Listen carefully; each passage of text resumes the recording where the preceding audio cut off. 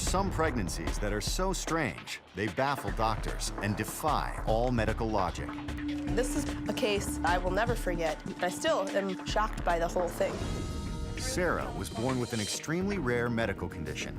She's like, well, you have 2 uteruses. Did you know that? But the 21-year-old's case would soon go from uncommon to unimaginable. This is really an absolute miracle. Then, Kim couldn't get pregnant, so her 55-year-old mother got pregnant for her. I was just dumbfounded, shocked. I didn't even know it was possible. A grandmother giving birth to her own grandchild, but the story becomes even stranger, baby by baby. There's a heartbeat. There's the second one. Wait a minute. And Jane had a pregnancy that never should have happened. She said, I don't believe what I'm seeing. But the real problem is what the doctors can't see. I can see your womb, and your baby isn't in the womb. 3 families desperately trying to bring babies into the world. 3 incredible stories of strange pregnancies. April 19th, 2008. Dr. Imogen Montague has brought thousands of babies into the world, but she's never faced a delivery as bizarre as this one. I've never seen anything like it before or since.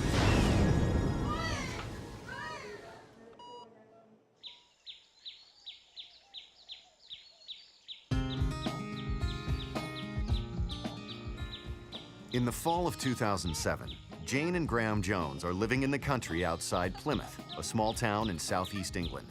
With 2 daughters and a pasture full of pets and farm animals, they're finally leading the life they've always dreamed of. Life has sort of just really settled down from a family perspective and a financial perspective. We got to that stage in our life where things were quite easy. Day-to-day routines was work, horse riding, taking the children to school, cooking tea, and then out for a ride. Life was fine.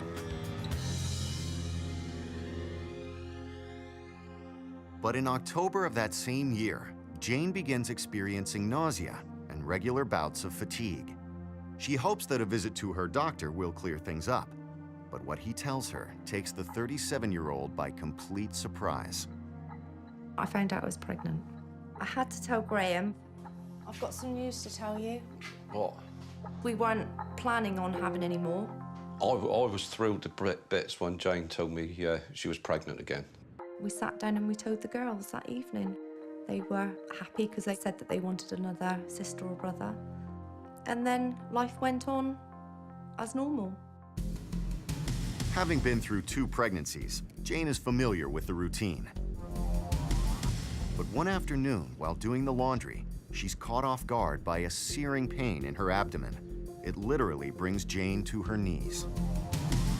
At about 14 or 15 weeks, I started to get this real sharp pain that made me like double over. And when I went to the doctors and explained this, they said because I was older, 10 years older, that it was all my pelvic and all that readjusting. And I just carried on day to day, but the pain got worse and worse. She has got a high pain barrier and intends to fight her way through it. And she doesn't moan about being in the pain. Jane didn't make a lot of fuss at all, not openly. I did believe the doctors because it did make sense that I was older, but I knew deep down that there was something wrong, but I didn't know what. Then at 20 weeks in, Jane's obstetrician, Dr. Imogen Montague, finds something troubling during a routine ultrasound. And this looks like the womb here. And then you have the placenta, which is much larger and brighter than it should be. On the basis of the ultrasound scan, the baby was in the small end of normal range for a baby at 20 weeks gestation. There was also less than normal amount of fluid around the baby, and the placenta looked abnormal. She didn't know why I had an enlarged placenta because I didn't have it on the other 2 pregnancies. And she said that I had to come in and be monitored just to check that the baby wasn't struggling. If there is an abnormal placenta, there is always the risk of subsequent development of complications that are life-threatening for the mother. Jane and Graham were very upset and anxious because they suddenly had a pregnancy that was high risk, with the possible complications of developing anemia or stillbirth. But the enlarged placenta diagnosis still doesn't explain Jane's excruciating pain. And as the weeks drag on, her suffering only gets worse. I spent a month sleeping, propped up, because as I lied flat, the pain was just unreal. It was just horrendous.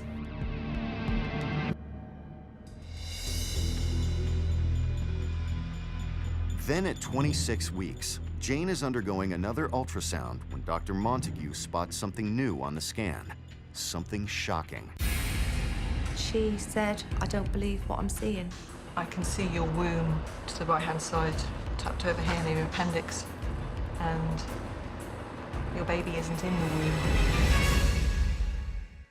I saw what looked like an empty uterus. I needed to get that diagnosis confirmed as soon as possible.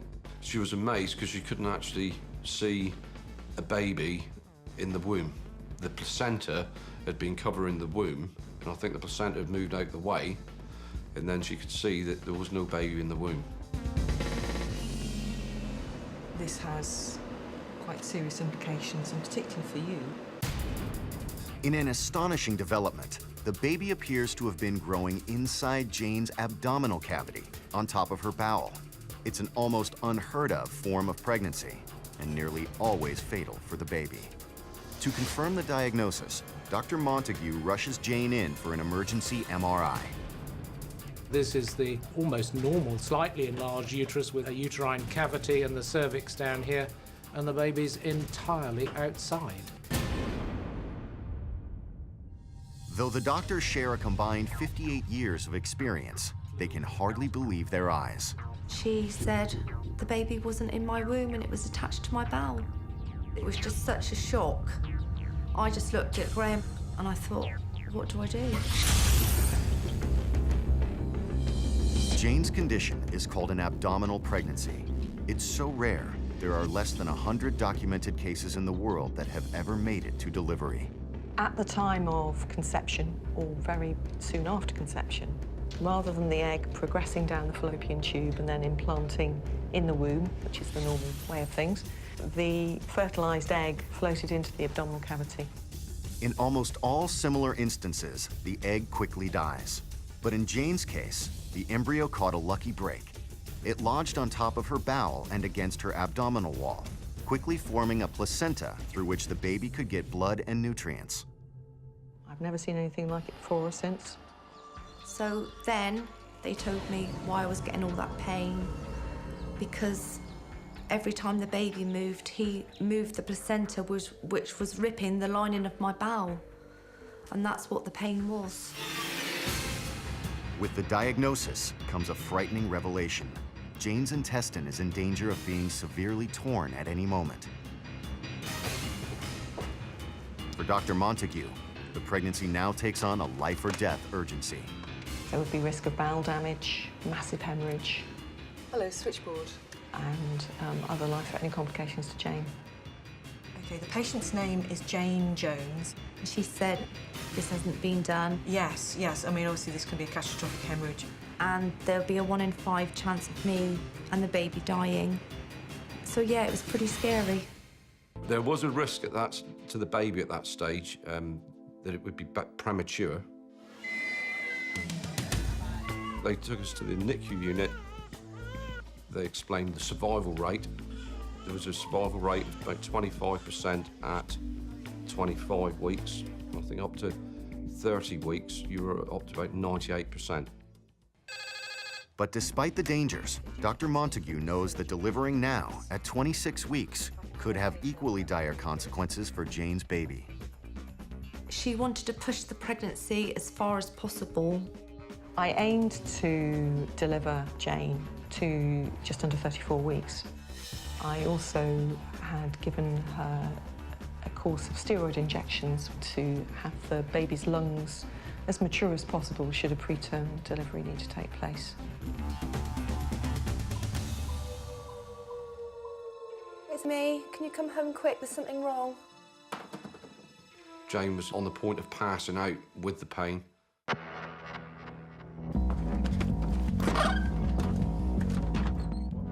think I'm having this baby. I just can't describe the pain to anybody. It was just horrible, horrible. Just try and relax. At this stage, I thought, do I call an ambulance or shall I get Jane to Derriford Hospital myself? Fearing Jane could die while they wait, Graham makes the 50-mile drive to the hospital himself. I've just put my hazard warning lights on. Come on, mate, get out of the way. And I just drove so fast as I possibly could without injuring anybody else. I can remember the hazard lights going on and us going 100 miles an hour, hoping that he would pick up a police car so we could get escorted to the hospital. I jumped in my car and luckily I don't live far away from the hospital. But I was still in my gardening gear, so I trotted in and sort of kicked off my wellies at the door. There were 16 people in theatre that afternoon, so it was quite crowded. It was myself and 3 other consultants scrubbed, plus scrub staff. We also had the neonatal consultant in theatre. Since the baby isn't in the womb, a traditional birth is out of the question, as is a cesarean. To reach the baby, they will have to do a laparotomy, a large vertical incision through Jane's abdomen. When we opened the belly, we could see the placental sac was in the mid-abdomen, attached to the back wall of the abdomen, under which you have your main blood vessels. These are blood vessels where, if they are torn or burst, will cause catastrophic hemorrhage, which is life-threatening within seconds and minutes. Dr. Montague decides her only course of action is to separate the baby from the placenta itself. She'll then leave the placenta attached to Jane's bowel in the hope that her body will eventually absorb it. We knew that if we had attempted to remove it, that Jane would have died on the table, and it would be much safer to leave nature to deal with that. But first, she has to find the baby. The placenta is obscuring her view so badly, she's forced to rely on scans to help locate him. The placental sac was very thickened and abnormal looking, and it looked bizarre. With extreme precision, Dr. Montague carefully frees the baby from the placenta. Then the team moves quickly. I rapidly delivered the baby, clamping the cord and passing the baby to the neonatal team. Weighing only 2 pounds, 2 ounces, the tiny baby boy goes straight from Jane's belly to a plastic sandwich bag.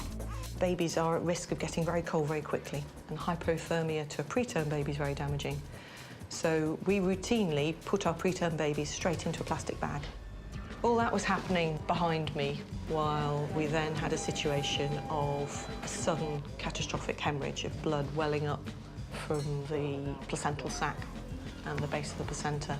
In fact, Jane is losing more than 2 pints of blood a minute, a rate doctors can barely keep up with.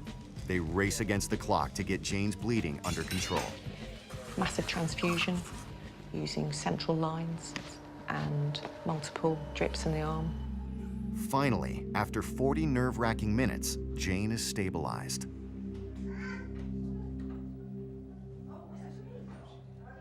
A few hours later, the 37-year-old mother holds her son Billy for the first time. I just couldn't stop crying because I had my little boy and he was absolutely fine. Nothing to worry about. Billy, who's 12 weeks premature, is put in an incubator and kept in the hospital for 10 weeks. He was the size of Graham's hand. So very, very tiny. It could have been a very different story. We could have had both a stillbirth and a maternal death, which is always a tragedy. And I think it is a miracle. Come on, chicks. Out the way, chickens. Today, Billy's a healthy, happy 2-year-old. And though he'll forever be known as the miracle baby, he seems like just another welcome addition to the Jones family. 1, 2. No. Cannot believe it. He's absolutely fine. Normal 2-year-old. When you see something so small and so helpless, and you look at Billy now, it's absolutely amazing.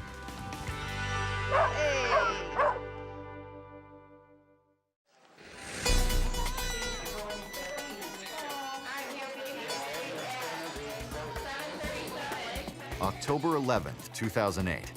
In a Cleveland, Ohio delivery room, it's the culmination of one of the most astonishing pregnancies these doctors have ever encountered. Well, obviously, in the millions of pregnancies that are around the country, this was unique. Today is truly a day of rejoicing as we witness the uniting of this couple. Joe, do you take Kim to be your lawfully wedded wife as long as you both shall live? When Kim Lyons and Joe Casino tie the knot in December of 2005, it's the culmination of a long and romantic courtship. I worked in the nursing field in an emergency room, and Joe was a firefighter paramedic and came into the emergency room often. I agreed to go on a date, and we hit it off. The only shadow on their young marriage is that they're unable to have children. I had severe fibroids, which caused hemorrhaging, severe bleeding, severe enough that they had to do an emergency hysterectomy. I had previously been married and had 2 children, and I loved everything about being a mom, and to be faced with the fact that I couldn't carry any more children myself ever, it was pretty final, and it was devastating. I always planned on having a family, at least 2 or 3 kids. When I met Kim and we weren't gonna be able to have any, we knew there's other options. They briefly consider using a surrogate, but there's one big problem they can't overcome. The cost of surrogacy was just way too high for us to consider. The couple turns their sights to adoption, but several promising attempts fall through. We had a nursery set up, crib, bought clothes, all ready for the baby to come home, and it didn't happen, no baby. I didn't want to talk about it. We didn't want to talk babies, nothing. But someone they least expect changes all that when Kim's 55-year-old mother, Jackie, offers them a surprising new chance at surrogacy. I did not know if it was possible, but I went to Kim one day and I said, I'll carry your kids if I can. I was just dumbfounded, shocked. Honestly, I didn't even know it was possible. Jackie's last pregnancy was 32 years ago. Now she's offering to give birth to her own grandchildren. One of my sisters, well, they all at first thought, well, this is weird, you know? This is weird. What are the kids, their kids going to think? What are all the kids going to think? How are we going to explain this to people? Because it is different. You have to have that concern. What other people would say, and I didn't care what they would say, but in my opinion, it wasn't a radical thing. It was just a mommy thing. I did think, how am I going to feel? Am I going to feel, you know, sad, jealous? But it's my mother. Of all people, it's my mom, and I would trust nobody more. It didn't seem strange to me that Jackie would be carrying my children. It was a great thing that she stepped up to do for her daughter, and it just seemed very gracious. Offering is one thing, but Jackie is 55 and has already been through menopause. Hello. How are you? So good to see you. You too. So the first step is a battery of tests to see if pregnancy is even a possibility. The uterus doesn't tend to age, so uterus, even after menopause, still can be stimulated with hormones to become receptive to an embryo. My uterus was healthy. He said I was healthier than a 30-year-old, so that was all good. But being over 50 brings its own set of risks. Although the track record has been unbelievably good for women over 50 getting pregnant, there still is more of a risk to somebody 50 years old or more than there's going to be somebody 25 or 30 years old getting pregnant. She could develop pregnancy-induced hypertension and diabetes, also because of her age. There could also be other medical conditions that could show up during pregnancy, particularly heart disease. Here we go. Here we go. Before a pregnancy can even be attempted, Jackie has to be brought out of menopause. Hormones like estrogen will restart her menstrual cycle. It will then need to be manipulated until it's on the same schedule as her daughter's. I had to have injections every day and take hormone pills. In the meantime, Kim will require hormonal stimulation to boost her egg count. We would give her shots twice a day, and it was very painful for her. We did this for a year and a half. And driving a 3-hour trip one way every day to the clinic so that we can make this happen. We were physically and emotionally just burnt out, exhausted, but you do it because you want it so badly. Much of the cost is not covered by insurance. The cost of in vitro fertilization is extremely high. You're talking about at least $12,000 per cycle. I picked up extra shifts at work, working about 70 hours a week, and Joe picked up an extra job on top of the fire department. After months of treatments, the perfect moment finally arrives, and 2 of Kim's eggs are extracted and fertilized with Joe's sperm. We transferred the embryos on the 5th day into Jackie's uterus. Doctor gave me a percentage, was like 90% chance of only one taking, and I assumed that's what would happen. But 2 weeks later, they face bitter disappointment. Jackie's pregnancy test comes back negative. I never even thought about it not working. I was in shock, and I felt like my entire world crumbled down around us. That was really hard. I felt like I failed them. We still did have some embryos left. So we set up to do it all over again. We had to go through the whole cycles again. 6 weeks after their first attempt, they give it their last best shot. 2 more embryos are implanted in Jackie's uterus. And once again, everyone holds their breath. We knew this was our last try. We were so fragile at that point, and then when Dr. Goldfarb called us and said, you know, it didn't work. We just didn't know what we were gonna do next.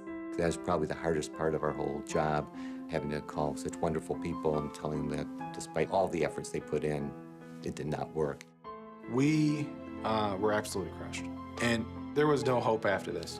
The dreams were gone, the money was gone. Emotionally, we were done. We had nothing left to give. Then, out of nowhere, they get a stunning reprieve.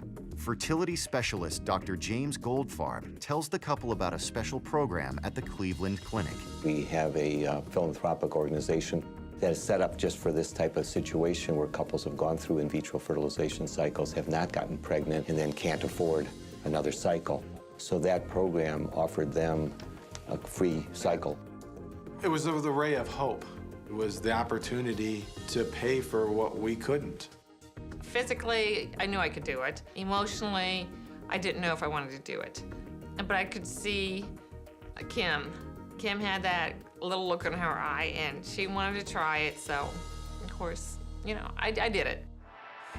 To increase their odds, this time doctors implant 3 embryos instead of 2. With 2 failed attempts, we just felt that, you know, we'll transfer 3. Hopefully, we'll get 1 healthy baby. Everything the family has hoped for rests on this 3rd attempt. And 2 weeks after the embryos are implanted, the moment of truth finally arrives. Jackie's pregnancy test. I answered the phone, and she's like, we're pregnant. And I'm like, no way. It was the absolute best feeling I've ever had in my whole life. Kim shares the amazing news with her 2 children that their grandmother is pregnant with their baby sister or brother. Brittany and Colin, at first, were shocked, like I was, that it could be even possible that Grandma would be carrying my child, their sibling, but they accepted it. That was fine with them. Clinic officials believe Jackie may be the oldest surrogate in the United States. Obviously, in the millions of pregnancies that are around the country, this was unique. But the excitement is far from over. When Jackie has her first ultrasound, the family gets even more unbelievable news. And they said, congratulations, you're having twins. Not only 1, but 2 of the embryos have successfully implanted. We could not have been happier. We were just on cloud 9. But 9 weeks into the pregnancy, Jackie starts bleeding. She's rushed to the hospital, fearing she's losing the twins. This doctor called in an ultrasound tech from home that night. They both had this surprised look, and it's like, oh, I'm losing these babies. They determine that the stretching of Jackie's 55-year-old uterus is the cause of her bleeding. But they also discover something shocking. And I can read ultrasounds, and well, there's the one, there's a heartbeat, there's the second one, there's the heartbeat. Wait a minute. And he looked over at me and he's like, triplets? You're having 3 babies. And I'm like, Mom, there are 3 babies. There's 3 babies in there. She's like, no, there's not. I'm like, yeah, there is. One of the 2 implanted embryos has split. Jackie is now carrying 2 more babies than anyone expected at the beginning. My mom's like, Kim, I'm gonna kill you. Want to see if we can hear some heartbeats yet. With the stakes raised yet again, Kim, Joe, and Jackie meet with Dr. Robert Kiwi, a high-risk pregnancy specialist, for an evaluation. Here was a grandmother carrying triplets for her daughter. This was a very strange and somewhat unusual situation, and I'm sure that I won't see that probably in my lifetime again. We had named them. We knew where they were and what position in my mom's stomach, so when I felt her stomach, I would talk to each baby. We were very attached. Look at him moving! Oh my goodness. But being pregnant with a multiple pregnancy was clearly something that could have risks for her. But there's also a problem with 2 of the babies, who are identical twins. They had 2 separate sacs, but shared a placenta. One could take all the nutrients and not give the other any nutrients at all and not continue to develop, which would jeopardize the entire pregnancy. And at that point, we may lose all of them. We talked to them about the potential of doing what's called selective reduction, where you can actually abort 1 pregnancy or even 2. My mom looked at me and she said, absolutely not. I don't care if it kills me. I'm having these babies. Determined to carry the pregnancy, Jackie goes back to her active life and seems to take carrying triplets in stride. I went to work every day, went home and gardened, but I didn't really gain much weight and didn't show being pregnant with triplets, and I worked up until the day before they took the babies. Despite the risks, the family decides to move forward with the pregnancy. We started to be nervous and worry. They told us that we would be up there for monitoring every week to make sure they were healthy and my mom was healthy. But as the weeks go by, the triplets appear to be developing normally, and Jackie remains healthy. These are my grandkids.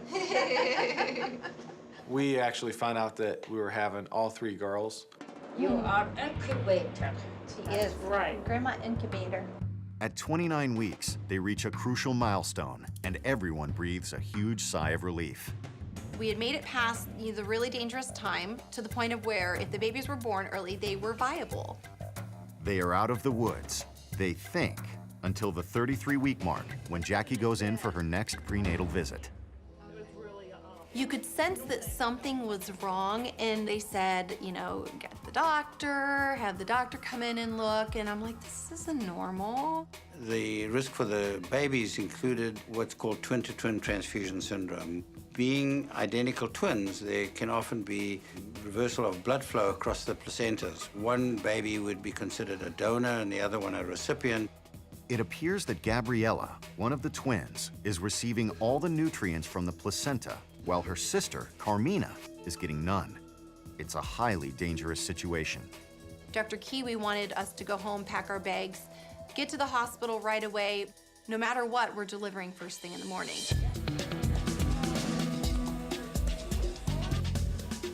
Early the next morning, Jackie is wheeled into the OR for an emergency C-section. They had between 30 and 40 people there for the delivery. They let Joe and I come in the room, and we got to watch the entire thing. You're excited because they're coming, and you're nervous because they're coming. They're still 10 weeks early.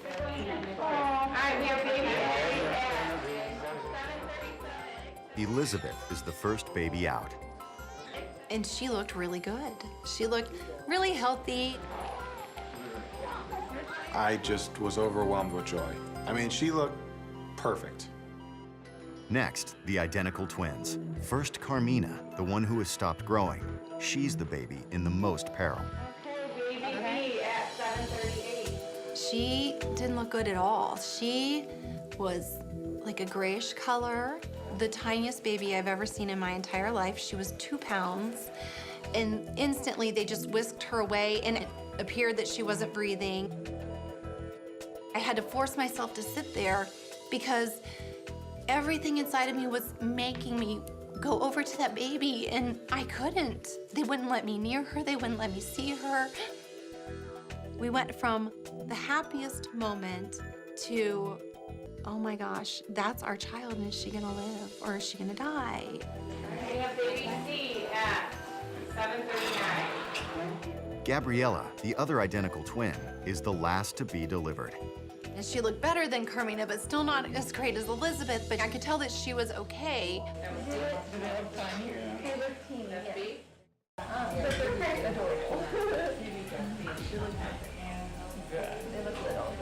first one was really dark when she came out. She was strong. Yeah. There we go. Yeah, because she woke up in that time.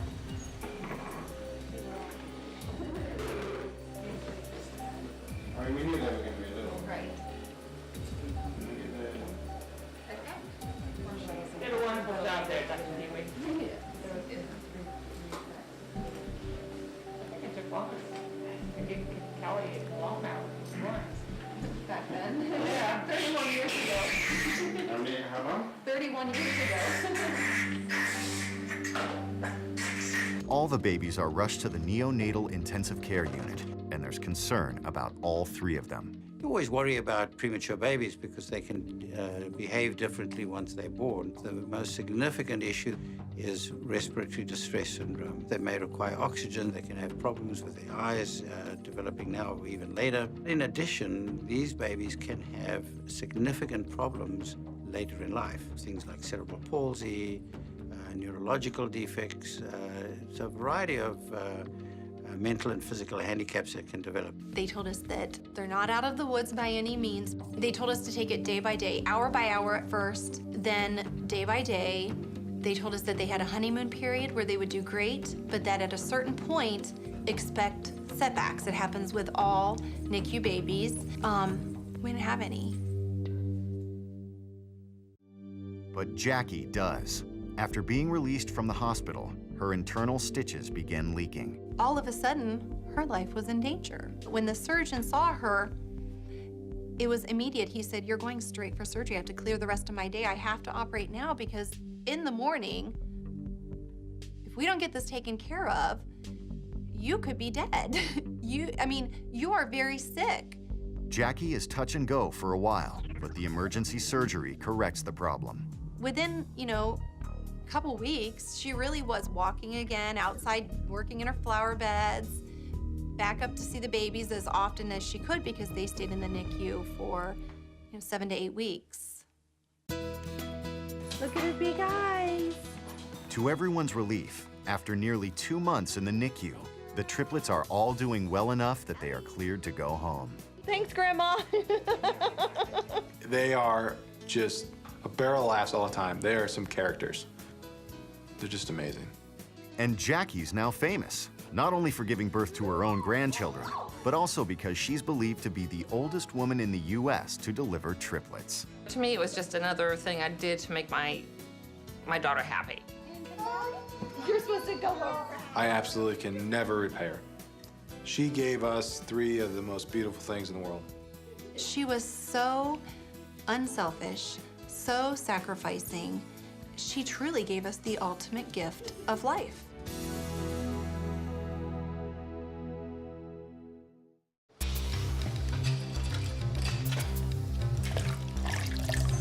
Keep breathing, Sylvie. Nice and easy. February 26th, 2009. Sarah Reinfelder is wheeled into the delivery room. The atmosphere is tense and the prognosis unclear. But her doctors know one thing. They're about to witness something that defies all medical logic. This is a case that I will never forget.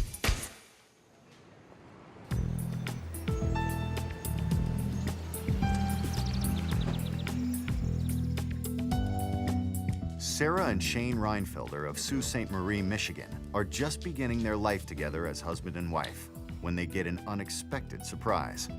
I got pregnant within the first 3 months of our marriage. We weren't actually planning for kids. We were both kind of shocked. Then I was at work one day and started feeling real crampy in my stomach. I just wasn't feeling good. And I realized I was bleeding. Shane rushed me to the emergency room. And they said that what was happening from the cramping was that she was miscarrying. I was in shock. I had to sit there and try and tell myself, this is really actually happening. You know, you can't do anything about it. But while Sarah's at the hospital, the doctor discovers something even more devastating. She's like, well, you have 2 uteruses. Did you know that? And I was like, no, I didn't know that. Sarah's condition is extremely rare. It's called uterine didelphys and occurs in less than 0.05% of women in the world. That is why you miscarried. The 2 uteri share a muscle wall intended for just 1 uterus. As a result, the muscle tends to be thinner and weaker, almost always resulting in miscarriage or preterm delivery. She told us because of my uterine abnormality that I was probably never going to be able to have kids in my life, ever. I was very mad. I thought, why on earth can I not just have a normal body like everybody else? This has not happened to everybody. Why is it happening to me? It's just a hard-hitting blow that you don't see coming. Pretty much all that was running through our mind was how much we wanted to have babies of our own and how much we wanted to have our own family. And it felt like someone just completely came in and just ripped it all away from you. I thought it was completely just the end. But it isn't the end. In fact, it's just the start of an emotionally draining roller coaster ride that will go on for nearly 2 more years. You know, I told Shane, I was like, I feel like I'm pregnant, but there's no way I'm pregnant. He was like, no, you're not pregnant. We broke down and got a pregnancy test, and it popped up positive, and I was like, okay. But, you know, it could be false positive. You know, they said I couldn't have kids. So we ended up going to the doctor. Sure enough, there's a little baby. And we about jumped out of our skin, and we were so happy. We actually saw the baby. You know, the baby was healthy, baby was growing, you know, wiggling. You know, Shane called him a little amoeba. Given her high-risk condition, Sarah is put on strict bed rest and monitored closely. As the weeks progress, the couple's hopes begin to grow.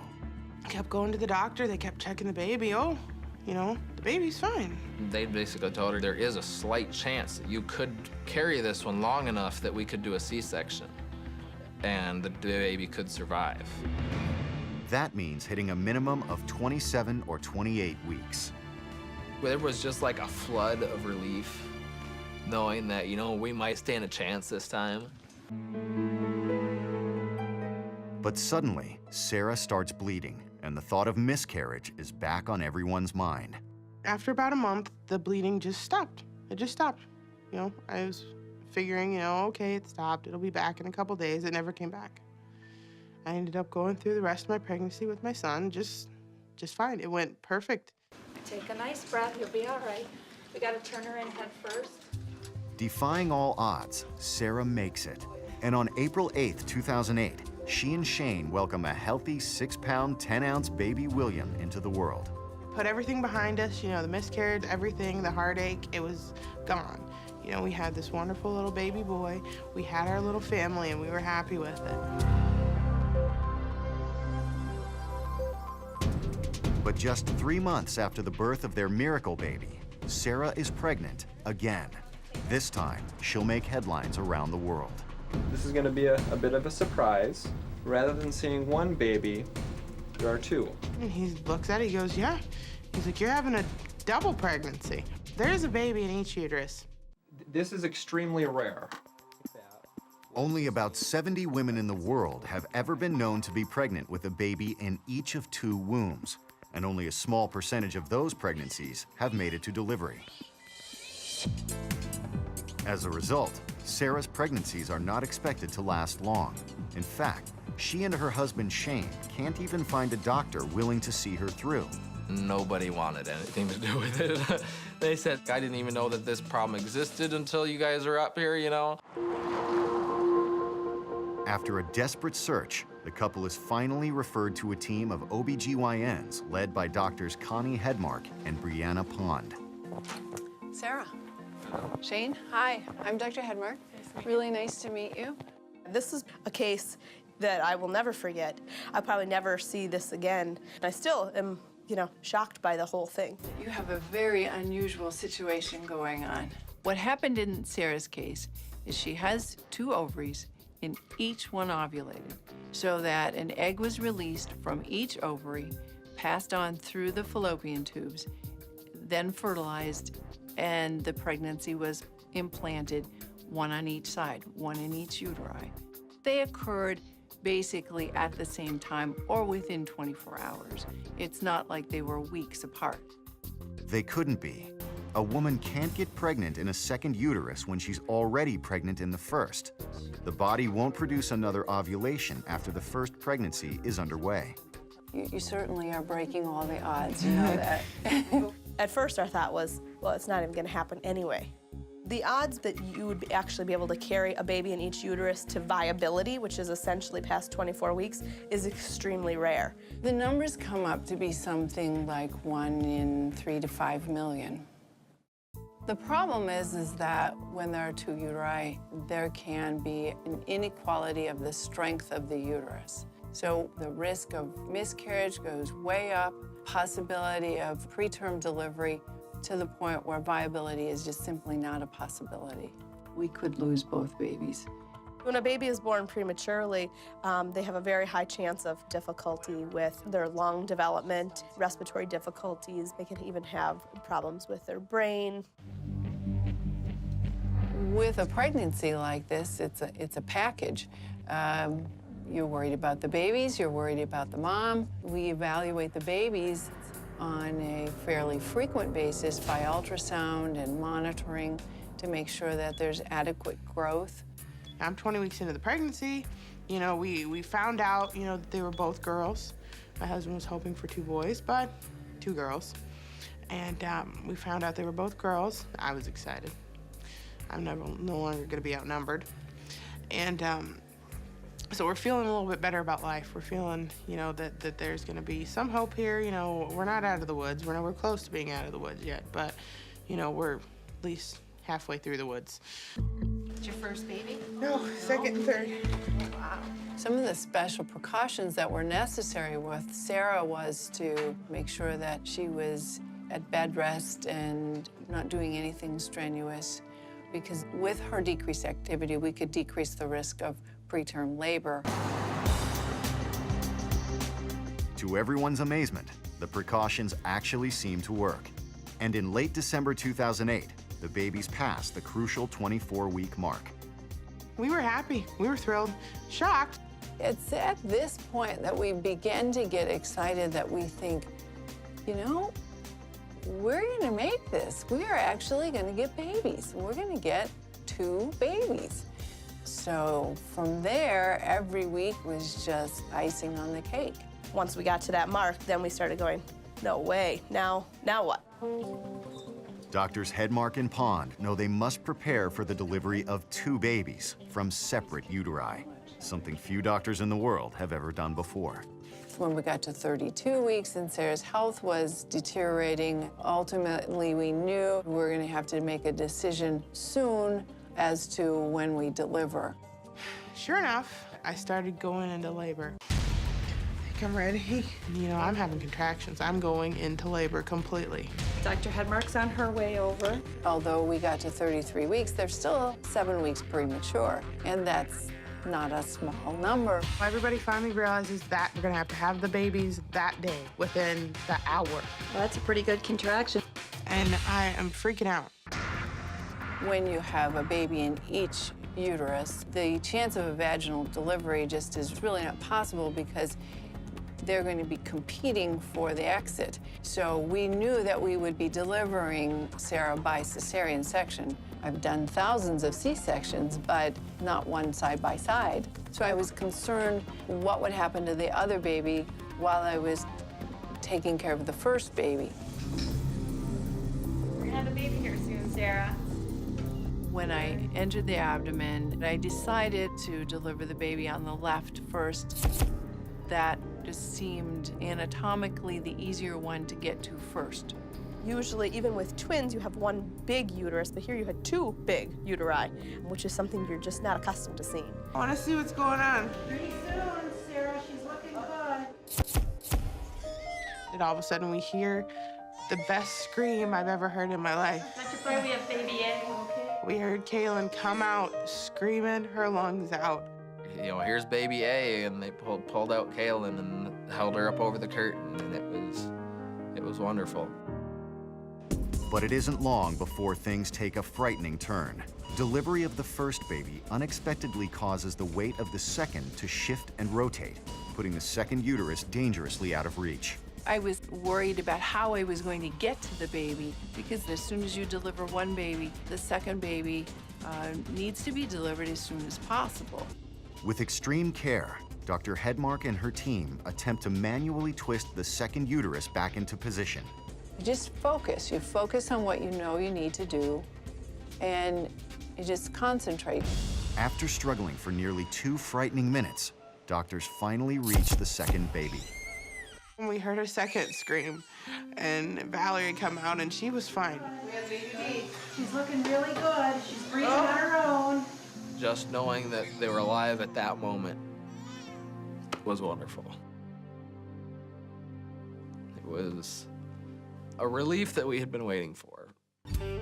When you see these babies and they come out crying and you just think, this is just truly amazing. I will never see this again in my life, and this is why I do this job. The twins spend 7 weeks in the neonatal intensive care unit before going home. Now, at just over a year old, the girls are happy, healthy, and have earned their spot in the medical history books. I got my boy, I got 2 girls. I'm set. I'm the luckiest person in the world. I'm thankful that I have my 2 girls and my baby boy.